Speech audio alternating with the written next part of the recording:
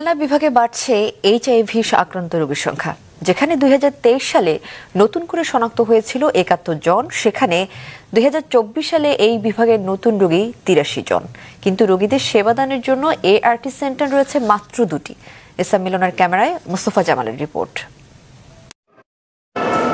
খুলনা বিভাগের এইচআইভি রোগীদের স্বাস্থ্যসেবা ও ঔষধ প্রাপ্তির অন্যতম স্থান খুলনা মেডিকেল কলেজ হাসপাতালে অবস্থিত এআরটি সেন্টার। বিভাগের 10 জেলা সহ দেশের বিভিন্ন স্থান থেকে প্রতিনিয়ত রোগীদের এখানে আসতে হয় প্যাথোলজিক্যাল টেস্ট, ঔষধ সংগ্রহ ও চিকিৎসকের পরামর্শ নেওয়ার জন্য। গেল এক বছরে এই সেন্টারে 1547 জনের রক্তের নমুনা পরীক্ষা করে 83 জনের দেহে এইচআইভি শনাক্ত করা হয়েছে, যার মধ্যে খুলনা জেলাতেই রয়েছে 30 জন। মিডিয়া ভাবে বা গভর্নমেন্ট ভাবে যদি আরও অ্যাওয়ারনেসের কোনো প্রোগ্রাম করা যেত তাহলে হয়তো আরও আমরা ডায়াগনোসিস করতে পারতাম। আসলে যখন একটা রোগী একদম মুমূর্ষ অবস্থায় হয় তখন কিন্তু এখানে আসে, তারা কিন্তু নিজ ইচ্ছায় নিজ উদ্যোগে আসে না। এইচআইভি আমাদের এখানে 15 বছর আগের রোগীও আছে, হইলেই তাকে সমাজ থেকে বিচ্যুত হয়ে যেতে হবে, এটা ভাবার কোনো সুযোগ নেই। এইচআইভি আক্রান্ত ব্যক্তিও অনেক দিন সুস্থভাবে বাঁচতে পারে। এইচআইভি আলাদা ডায়াবেটিস অন্যান্য রোগের মতোই একটা সাধারণভাবে নিয়ে জীবনটাকে এগোতে হবে। অনিরাপদ রক্ত সঞ্চালন ও যৌনাচারের ফলে বাড়ছে এ অঞ্চলে এইডসের ঝুঁকি, বলছেন চিকিৎসকরা।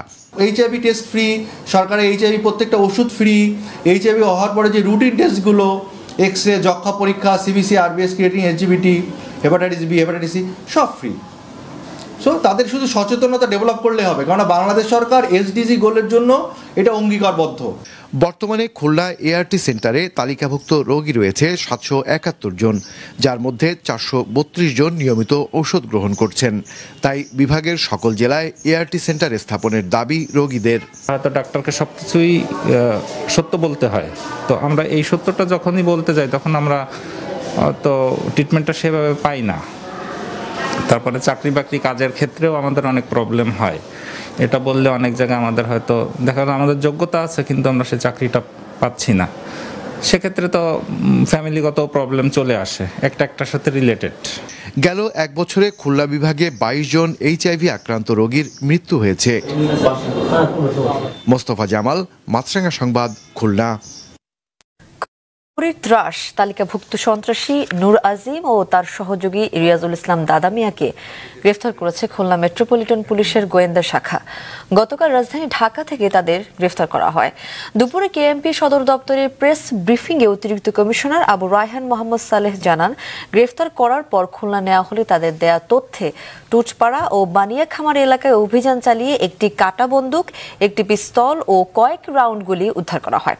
গ্রেফতার নূর আজিম নগরীর 12 জন শীর্ষ সন্ত্রাসীর গডফাদার। তার বিরুদ্ধে খুলনা ও ঢাকা সহ বিভিন্ন থানায় হত্যা, চাঁদাবাজি সহ 13টি মামলা ও রিয়াজুলের বিরুদ্ধে 3টি মামলা চলমান রয়েছে। রিয়াজুল পূর্ব বানিয়াখামার এলাকার আল আমিন হত্যা মামলার অন্যতম আসামি। সেগুলো ব্যবহার করে সাম্প্রতিক আপনাদেরকে আবার আমরা ইতিমধ্যেই তাদের বিরুদ্ধে এখন পর্যন্ত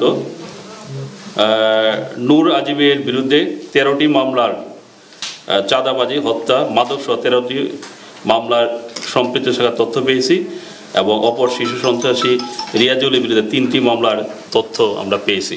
তাদের বিরুদ্ধে আরও কোনো মামলা আছে কিনা সেগুলো যাচাই বাছাই হচ্ছে।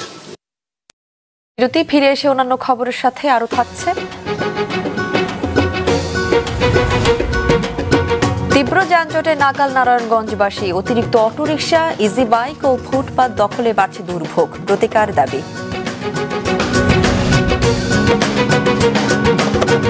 সর্বশেষ খবর দেখতে পারবেন youtube.com/@matzranga sports ইউটিউব চ্যানেলে।